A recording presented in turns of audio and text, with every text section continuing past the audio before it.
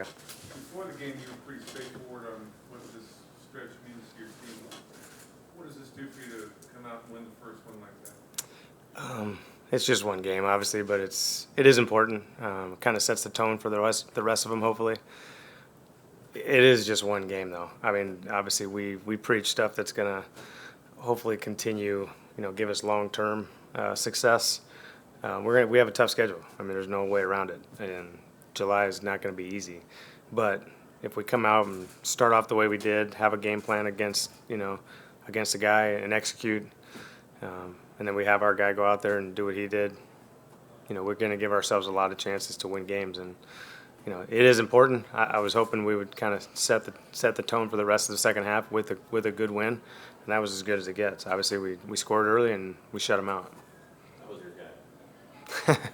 He was kind of scuffling a little bit early to kind of find his mechanics. He was a little off.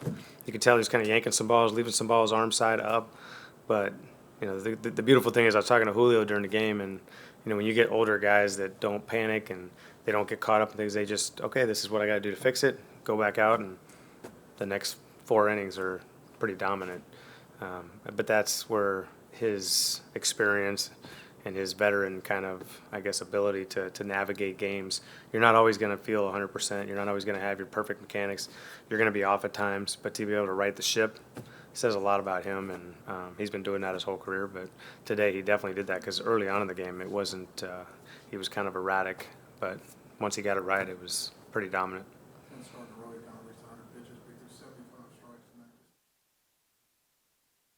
Yeah, and that's something that he prides himself on, and he's always been. I don't consider him like most pitchers. He's got a lot of old school kind of. I think if he were pitching back in the 70s or 80s, he'd probably go 170 pitches. That's just his mentality. Today's day and age, like to go 110 pretty much every time out is pretty rare.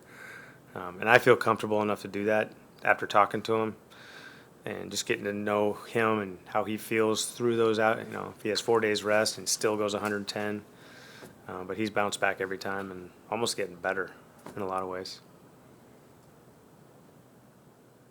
What else? Numbers to back this up, just observation.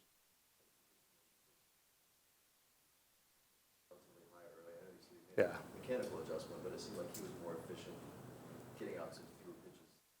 Yeah, and I think that some pitchers are like that, though. I think Sampson's a lot like that, too, where once he gets in a rhythm and it becomes easier to, not only get through innings, but get guys out quickly. And you see him, I can't tell from the side where pitches are on the plate, but it's like, boom, strike one. Early in the game, it was same height, but ball. So it was like you could tell he was leaving in ball up. But late in the game, yeah, he does. Once he kind of finds where he needs to be that day, sometimes he starts out that way and it's dominant the whole time. But a lot of times he'll figure it out either in the first or second inning, and then you just let him go from there because he doesn't really get tired. His stuff almost plays better because he always tells me after like 95, he goes, I'm just getting loose.